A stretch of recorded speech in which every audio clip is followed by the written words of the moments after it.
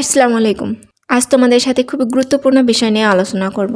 আজকের আলোচনার মূল বিষয় হচ্ছে গুচ্ছ ভর্তি পরীক্ষার সিস্টেমটা ভেঙে গেলে সেক্ষেত্রে আগামী শিক্ষার্থীদের জন্য কি করণীয়, কতটুকু পরিবর্তন আসবে এই ভর্তি সিস্টেমে, শিক্ষার্থীদের জন্য আদৌ কি ভালো হবে নাকি শিক্ষার্থীদের জন্য ভর্তি গুচ্ছ ভেঙে গেলে সমস্যার সম্মুখীন হতে হবে। আজকের ভিডিওতে তা নিয়ে আলোচনা করব। তো সম্পূর্ণ ভিডিওটির সাথে থাকবেন। আর আমার চ্যানেলে যারা অলরেডি যুক্ত হয়েছেন তাদেরকে অসংখ্য ধন্যবাদ।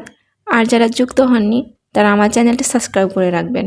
জাতীয় বিশ্ববিদ্যালয়ের সকল প্রকার ভর্তি আপডেট আমার চ্যানেলে পেয়ে যাবেন। তো চলুন ভিডিওটি শুরু করা যাক। এখানে দেখা যাচ্ছে ভেঙে যাচ্ছে 36 বিশ্ববিদ্যালয়ের গুচ্ছ। কি করবেন ভর্তি ইচ্ছুক শিক্ষার্থীরা?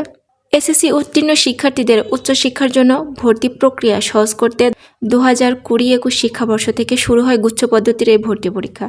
প্রথমবার 20টি এবং পরের বছর থেকে 22টি উচ্চশিক্ষা প্রতিষ্ঠানের সমন্বয়কের এই প্রক্রিয়া শুরু করা হয়। আর সর্বশেষ 2023-24 শিক্ষাবর্ষ থেকে ছিল 24টি বিশ্ববিদ্যালয়। একইভাবে বুয়েট বাদে বাকি 3 প্রকৌশল বিশ্ববিদ্যালয় নিয়েছিল প্রকৌশলের গুচ্ছ। 2020-21 শিক্ষাবর্ষের শুরু হওয়া গুচ্ছ ভর্তি প্রক্রিয়া শিক্ষার্থীদের ভর্তির খরচ ও ভোগান্তি কমানোর কার্যক্রম হলেও এই বছর 3টি বিশ্ববিদ্যালয় গুচ্ছ ভেঙে যাওয়ার পথে। ফলে শিক্ষার্থীদের আলাদা আলাদা ভর্তি পরীক্ষা নিতে হবে। প্রকৌশল গুচ্ছ থেকে ইতিমধ্যে কুয়েট ও রুয়েট বেরিয়ে যাওয়ার সিদ্ধান্ত নিয়েছে। চুয়েটকে আলাদাভাবে ভর্তি পরীক্ষাটা নিতে হবে।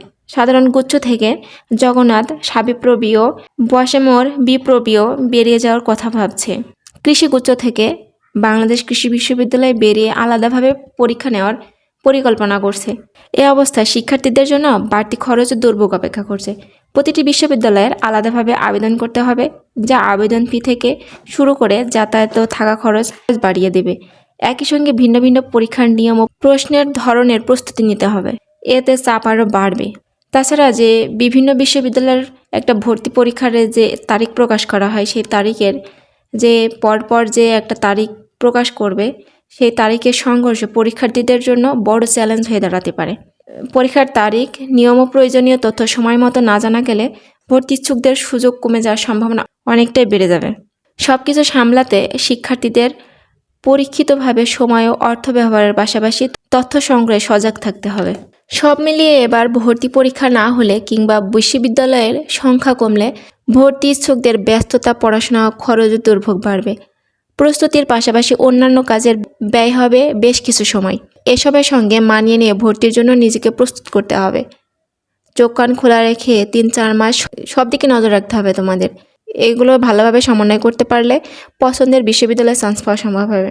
আর তুমি যদি সজাগ না থাকো, চারিদিকে যদি খোঁজ খবর না নাও, তাহলে অবশ্যই তুমি এই বিশ্ববিদ্যালয়ে ভর্তি পরীক্ষা থেকে পিছিয়ে যাবে বা তুমি নিউজটা জানতেই পারবে না। এজন্য তোমাকে জানতে হলে অবশ্যই তোমাকে সতর্ক থাকতে হবে আর ভর্তি পরীক্ষার ভালো প্রস্তুতি গ্রহণ করতে হবে, নয়তো তুমি এই যে বিশ্ববিদ্যালয়ে চান্স পাবে না।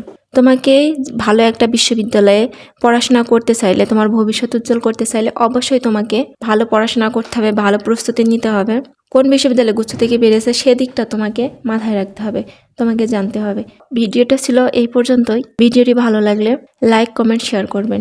হ্যাঁ, আবারও বলি, আমার চ্যানেলে যারা এখনও পর্যন্ত যুক্ত হন নাই তারা আমার চ্যানেলটি সাবস্ক্রাইব করে রাখবেন। আজকের ভিডিওটা এই পর্যন্তই। আবার দেখা হবে অন্য কোনো ভিডিওতে। ততক্ষণ ভালো থাকবেন, সুস্থ থাকবেন। আল্লাহ হাফেজ।